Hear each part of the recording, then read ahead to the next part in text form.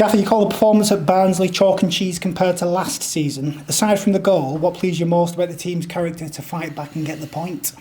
I thought, just in general, really, the way we started the game, we were a lot better. If you remember, the year before when we went to Barnsley, we were out of the game, really, by half-time. So that was the message to the players before the game. We need to do the ugly side of it first. And then once we settle down and the game opens up, then try and play our football. I did feel all that we were sort of in rush mode, a bit like Barnsley, where I spoke to Connor after the game and he said he felt the same. It was a little bit under a mile an hour and both teams probably had a little bit more time and space than what they felt, but sometimes in them games it's like that. So it was a little bit chaotic at times, but in the end we were pleased to get a result from it.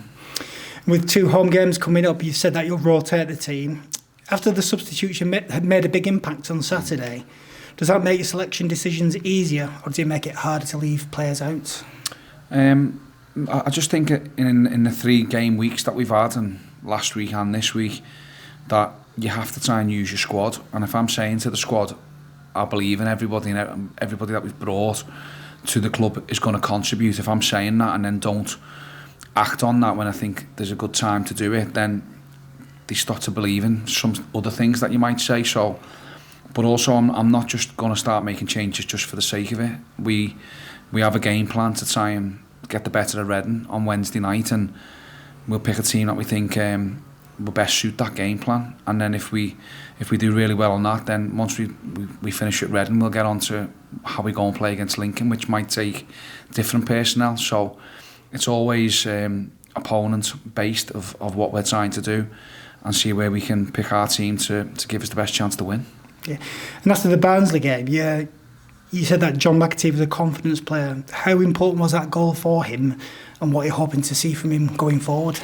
I think all players are confidence players. It's not just Maca. And when you get yourself a goal, especially after you've been on a little bit of a drought, if you like, if you're a forward player like Maca was, then it boosts your confidence.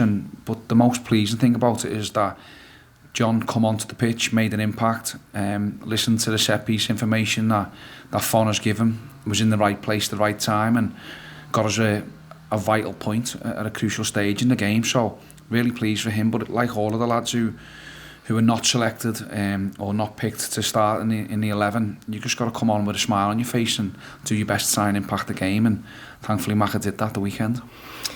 Like at Barnsley, we did create a lot of chances, but had to settle for a point in the end. You know, against the Reading side that might come here to defend, how important is it to be more clinical against a team like that? Being clinical is important no matter what the style of the opposition. You know, we've felt in the first 3 league games that we've been quite dangerous with the ball. The Stockport first 45 minutes we were excellent, didn't manage to get the first goal. Against Argyle, we didn't start the game particularly well, but got the first goal and settled everybody down. And then against Barnsley at the weekend, we've had to come from behind. So when earlier on in the first half, we had 2 massive moments there where we could have been ahead. So everybody knows the first goal is important in games, and if we can be clinical and defend our box really well, and be clinical in the opposition's penalty box, then we'll have again a better chance to win. So that's the message to the players: just tidy up in the big moments. Yeah, and Reading come to the tough sheet, bottom of the table without a point. Does that make them more of a dangerous opponent? And if so, what's the message to the players to avoid complacency? I don't think the players will look too much into where Reading are currently. It's so early in the season that results can happen. I said to them this morning when we done the video presentation on Reading that for me they've played well in their games. I think they've edged the XG in 2 out of the 3 games and haven't been clinical enough, like exactly what I've just been speaking about. They've had big moments and haven't managed to score, so they know the players that Reading have got, they know what they're capable of, and they'll come here with a plan, I'm sure, to try and upset us and cause us a problem with what they've got. So we won't take them lightly because they're bottom of the league. It makes no difference in this early stage of the season. We've just got to try and do the business where we can.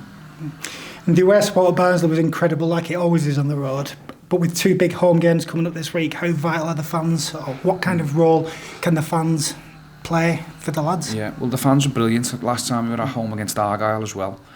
We needed them that day. So Plymouth started the game on the front foot, and our fans didn't get restless and nervous. They just kept supporting the team, and then once we grew into the game, the noise in there was excellent. So we can recreate that on Wednesday night, brilliant, and then if we can get that on Saturday as well, fantastic. But like I always say, it's over to us. We've got to make sure we take care of what we need to take care of, try and be positive, try and play in a style that's good to watch, but most importantly, try and find a way to win. Perfect. And finally, can we just get an injury update? How are Sam Dolby and Richard Taylor progressing? Yeah, they're doing okay. There's a B-team game tomorrow, so there might be an opportunity for them to get some minutes in that. But yeah, they're doing really well. They've trained well. They look sharp. Sam's trained a little bit longer than Richard, but they won't be far away from being back in contention. So when we get them back, then it gives us 2 other good players in the squad to choose from.